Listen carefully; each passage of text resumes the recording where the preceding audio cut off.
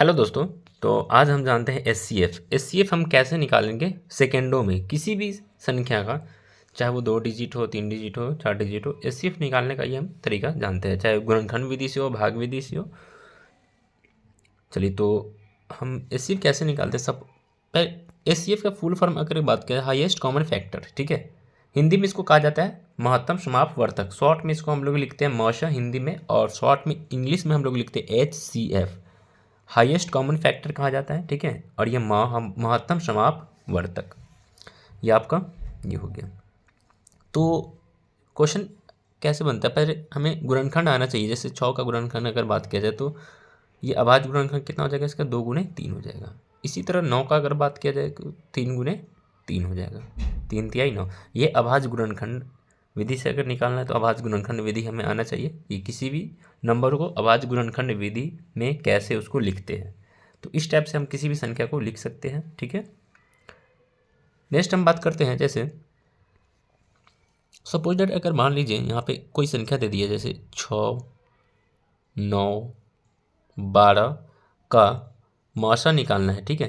क्या निकालना है हमको, एस तो निकालना ही है, लेकिन यहाँ पे अगर विधि सॉल्व कर देगा कि एस जो निकालना है वो किस टाइप से आप निकाल सकते हैं। तो भाग विधि से निकाल सकते हैं, एस निकाल सकते हैं, गुणनखंड विधि से निकाल सकते हैं। तो ईजी है गुणनखंड विधि, उसमें कुछ करना नहीं है। तो आइए हम इसको कैसे करते हैं वो समझते हैं। सबसे पहले 6 है तो 6 का यहाँ पे लिख लेंगे, 9 और उसके बाद 12, ठीक है।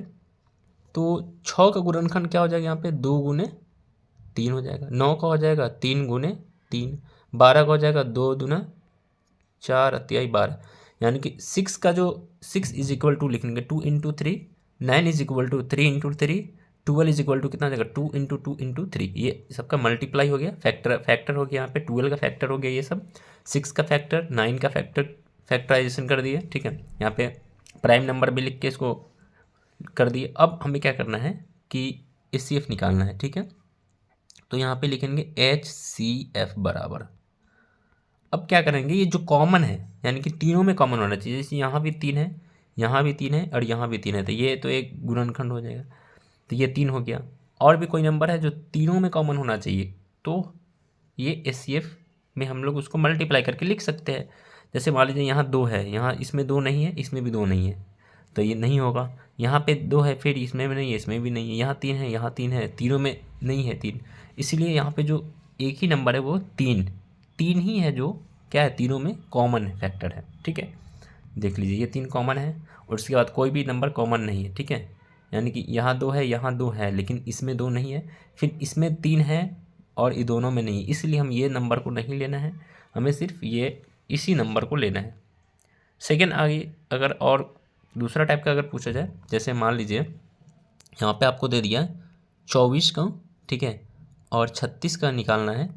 तो सबसे पहले हमें इसको क्या करना है कि गुणनखंड निकाल लेंगे। 24 का कितना हो जाएगा, ठीक है, वो लिख देंगे यहाँ पे, ठीक है। तो इसी मल्टीप्लाई करके लिख देंगे, इसका प्राइम फैक्टराइजेशन करके 2 इंटू 2 इंटू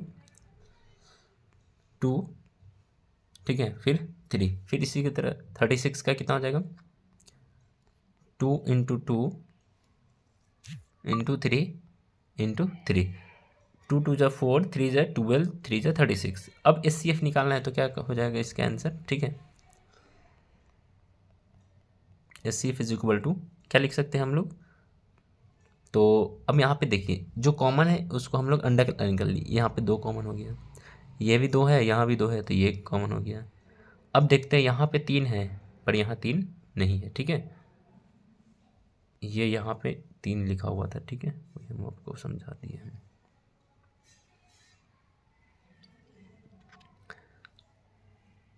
अब यहाँ पे देखिए यहाँ 3 है, यहाँ भी 3 है, ये कॉमन हो गया।